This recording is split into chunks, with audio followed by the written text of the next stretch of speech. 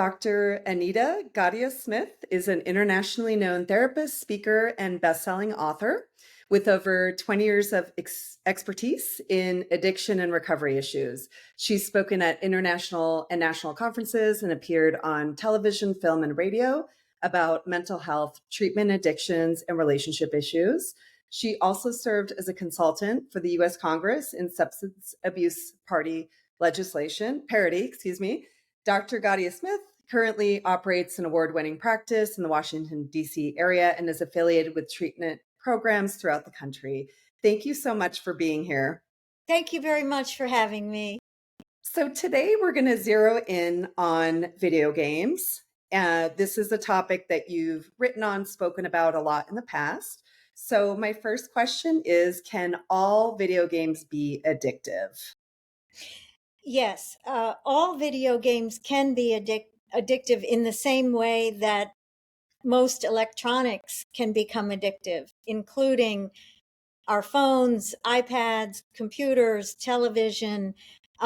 Video games have an added dimension because of the competition, the social aspect, and also the rapid nature of the game. And so it's a very exciting activity, and that natural excitement can be very addictive in terms of not wanting to put it down. Mm-hmm. Most electronics have been shown to increase the production of dopamine. Whenever we have a notification on our phone, there's a little hit of dopamine that we get, and that internal drugstore is very seductive and alluring and can be very addictive in the same way that gambling, sexual activity, shopping, cocaine, and other addictive activities can produce dopamine. Mm-hmm. Okay. So it sounds like you're saying it doesn't necessarily matter what the game is, all can be, right? But are certain video games more addictive than others? For example, you've spoken out before and famously likened the addictive qualities of playing Fortnite to cocaine addiction. So can you explain this further and maybe elaborate on why certain games are more addictive than others? Well, it certainly has the reputation of being more addictive. As to how it was designed and it intended, I can't speak to that because I wasn't involved in the design of it. But many different sources over the last number of years have been discussing this particular game. My sense is that a lot of games are highly addictive, but this has gotten the most attention, maybe because it's the most popular, widespread, and maybe it's more fun than others for people Yeah. to play. Yeah, one of our other experts put it very simply, and she said, there's a reason why they are more popular, right? Kids are spending more time on them, they're playing it more. So we can put that very simply uh, in that regard. But the other details, and again, I know you didn't necessarily want to speak to the design of the games, but earlier you mentioned the social aspect, right? The fact that you can go on and see your friends there, right? There's a little bit of a social media element to it, right? Like Very maybe, much so, and things can take on a cult like feeling when your friends are all doing it, and you want to belong, you want to be cool, you want to be part of the group. And so if your friends are doing it, you're much more likely to do it, to have a sense of belonging. And that sense of belonging has been harder to come by over the last several years because of the pandemic and lockdowns and increased isolation. People are lonelier and more isolated than they used to be. And of all the groups, it's been the hardest on kids. yeah. And I mean, I know with some of the other more popular games, in addition to the social aspect, the other element is typically some of these games are free, which means they want you buying those in-app purchases, the dances, the skins, all those things.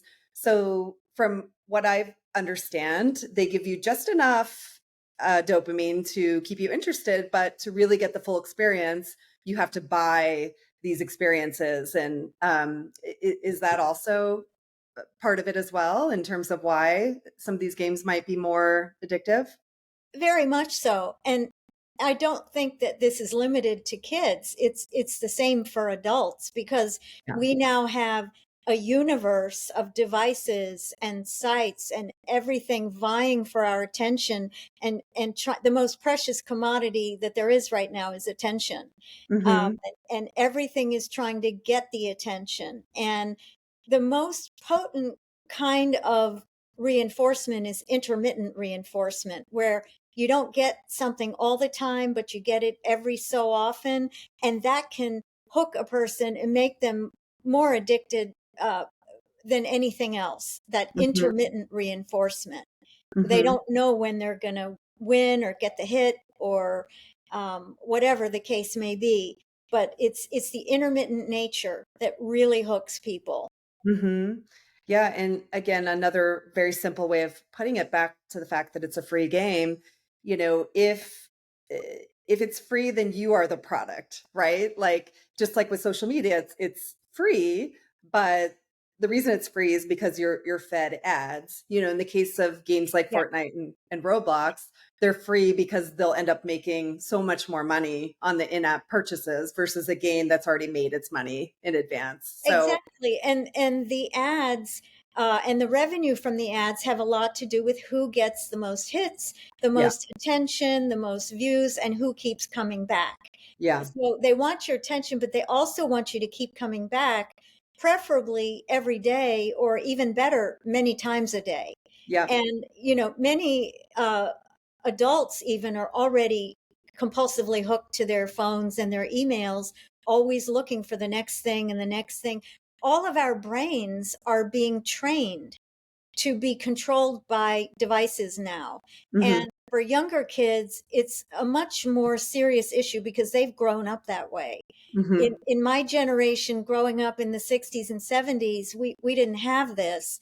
And so our brains were not accustomed to it. But the younger people today are fully, from age 2. They're probably seeing some kind of a device. And so they're acclimated to it as almost an extension of themselves. Hmm. Yeah. I mean, not to mention, many of these things are designed probably for a fully formed brain, right? And we're talking about people with developing brains. And So, we don't know exactly, we know a little bit, but we don't know exactly how the human brain is changing mhm, as the result of being tethered to electronics from toddlerhood on. yeah, I'm sure there are going to be a lot of studies about it in the future, and it's certainly not going away. But this is a very different kind of brain. What we do know now is that um, in the younger generations, kids who've grown up interacting with machines more than people, there's a smaller vocabulary, mhm, there's less capacity to read nonverbal cues and facial expressions, um, more difficulty with body language, and just basic human interaction is much more challenging yeah, because of the limited nature of it. yeah. That makes sense. Most young kids are spending more time relating to their phone or their computer than they are to their own family, especially Yeah, if they're using it during school. right. And Okay. parents have an incredible challenge with managing this at home Hmm. because you have work that's done on the computer, you have socializing that's done on the phone, and how do you separate what's necessary and what is required to do the business of life from fun and enjoyment, and how do you limit the time on a screen for a child? It's a very complicated question because Yeah, you can't just do away with it or have just an arbitrary limit, because it's now we need the devices to do almost anything in the world. yeah. One of our experts said, that it really isn't fair to kids, right? And teens and adolescents to put the world in front of them, right? Put a device that has access to anything you want and then expect them to focus on the math problem or the science problem or whatever low dopamine activity is being done on that Or to computer. develop their own natural creativity, Yeah. because now the activities and play are all structured and organized for kids. It wasn't that way before. Like, Mhm. kids used to just go out and play outside, and they would come up with something to do. They would find a way to entertain themselves. They come home for dinner. And so there was a lot of natural creativity that was meant to blossom, and the creativity has to be born out of quiet and Mhm. stillness, and maybe even some silence, it. Boredom, to put Yeah, it frankly. Yeah. yeah, yeah, exactly right. Yeah. Okay, so in 2019, the World Health Organization officially recognized video game addiction as a mental disorder. Why do you think games are still so widely used by children? You mentioned starting at age 2, which is true, given they have the potential for addiction, like other adult activities and substances. You've already referenced this. Why are we okay with this much use of something that has been classified as addictive How for are we kids? going to get away from it? It's like saying, okay, alcohol is legal. Now marijuana is becoming legal. How are we going to keep people from it? We're not going to. They're going to Mhm, have to figure out how to manage themselves, because it's there and it's available. And I don't think there's a way um, for a society to do anything about it once it's out there. If it's out mhm. there, it's out there. And people are going to make their choices and partake of what they want to. And it's up to the parents and the individual to decide how to balance their lives, and how much of something is enough, how much is too much, and where that line is. It's like you said earlier, it's almost an impossible task for parents, right? To navigate all this and to It's understand. very challenging, because now uh, kids and their friends will chat and socialize via the phone and text groups and that sort of thing. And so it's just becoming more and more integrated into every aspect of life. Hmm. Yeah. And if you set too many limits, then the child is going to feel that it's not fair. Hmm. Why do all my friends get to do this and I don't get to do this? Why am I being punished? Why Yeah. am I being isolated? Because they want to feel like a part of whatever is going on around them. Yeah, and again, one of our other experts, we talked a lot about social comparison, social exclusion, which already kick in heavily around adolescence. And we just talked about the idea of tech being, a new form of social exclusion, right? Kind of what you're talking about. Like, well, all my friends play this game. Why can't I play this game? And that's very powerful. And it's hard as a parent to, you know, endure your child being the one left out. That's hard on them. You It's feel hard. that. One of the most challenging tasks for parents in general is just setting limits. That's a Yeah. big part of the job. And Mhm. it becomes more important as kids get into the teenage years. But setting limits around this particular topic is very, very tricky. And there are no specific, clear guidelines. People Yeah. try things and they do the best they can, but we're sort of still in the wild, wild west with Yeah, all of this. for sure. And there's just the information is so overwhelming. There's so many apps, there's so many games, there's so Yeah, many platforms. It's really impossible to ask a average parent to keep up on any of it. yeah. So, okay. So let's jump to that. I know we covered a little bit of this already, but can you name some specific generally addictive qualities that parents can look for when choosing to introduce a new game? So we talked about the social aspect already, right? Games that have maybe a chat or something like that. We talked about buying tokens or dances or skins, things like that. Can you name anything else that parents can look for, like if they're trying to decide if they're going to allow a new game? Yes. Other things to look for are the basic activities of daily living and schoolwork obligations being fulfilled as they should be? Are the priorities in order? Is their child spending more and more time on electronics? Does it take more and more for them to feel satisfied?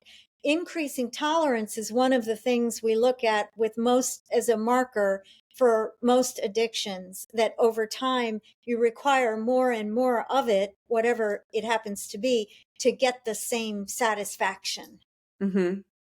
So it sounds like it's less maybe And, about, and I would add oh, one more thing yeah, also, that if it's withdrawn, is that dealt with? Can the child handle it if it's withdrawn, or do they totally come apart? If okay. they come apart, that's a sign of a real addiction. Hmm. So it sounds like it's maybe less about specifically the design of the games, which I know you weren't comfortable speaking to anyway, and more about the child's reaction to the game.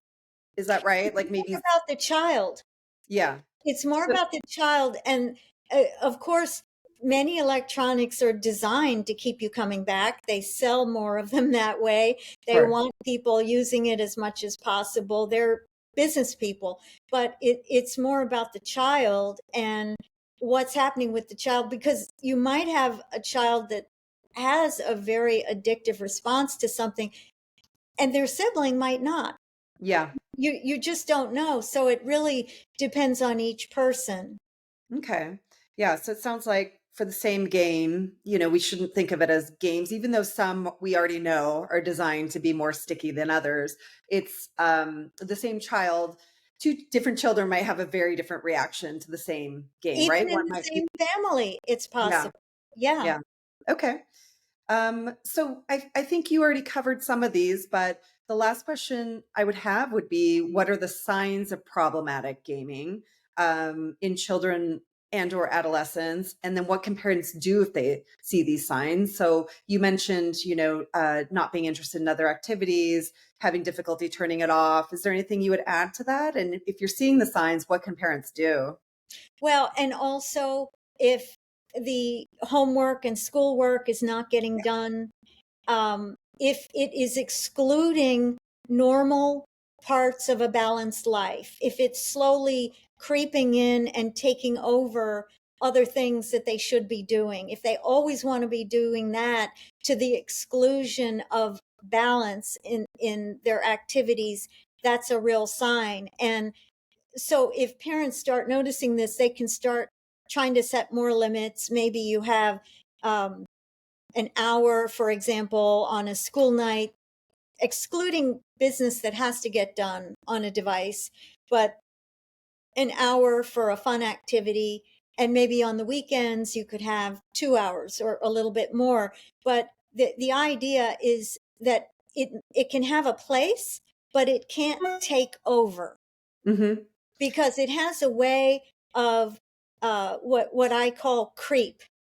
It just slowly creeps up, and before you know it, it's kind of got you. And so the longer it goes, the harder it is to stop it. Okay. So time limits are the most effective Time limits tool. are effective, and also um, introducing and encouraging other activities with real people that are a lot of fun. Yeah. There are a lot of things in life that are more fun than being on a device, but unless we go out and do them and experience those things, we forget about it's sort of Hmm. a lazy way to stay home and be on the device. They're like, kids can go out and play in the woods and climb trees and look at the leaves and all kinds of things. And so encouraging other activities is really helpful too, getting them out of the house, getting them with people and interacting with people and learning how to be with humans. Hmm. Yeah. I mean, just again, from my armchair knowledge of this, you're getting the dopamine when you're on your device, but you're not getting the oxytocin and those other feel good chemicals, right? But you do get oxytocin from being with people, and Exactly. and you do get dopamine from adventure and That's right. having new experiences in life. And it takes a little more work to get out there Yeah. and do it, but get out there and do it. It's a big world. The world is a lot bigger than your living room. Yeah. Yeah. Yeah. So you'll actually, even though it feels sometimes to kids that this is the thing that's going to feel the best, if you actually, I don't want to use the word force, but encourage them to get out there and do more It's in-person the things that are fun. easiest. It's at their fingertips. It's the Yeah. easiest. In a way, it's the laziest way, Yes. Yeah. Yeah. right? Yeah. It But it's takes effort to get out there and go climb a hill or something. yeah, but they'll get more feel good feelings out of it, right? Yeah, Not just the dopamine. They'll get all those other and maybe even endorphins, they'll right? get the endorphins and the Yeah. oxytocin and the dopamine from getting out there in life and being with people. It's Yeah. not that the devices are the only place to get it. Yeah. It's available. It's Yeah. available through life and really living fully. And that's what we're talking about here. And we want to use these devices to help us live more fully, to enlarge our worlds, not to make them smaller. Yeah. Yeah. I mean, one of the things we talk about a lot is it's a tool, right? If Yeah, we use it as a tool and yeah. not let it control us, that And is and the be goal. the master and not the slave. Exactly. Yeah.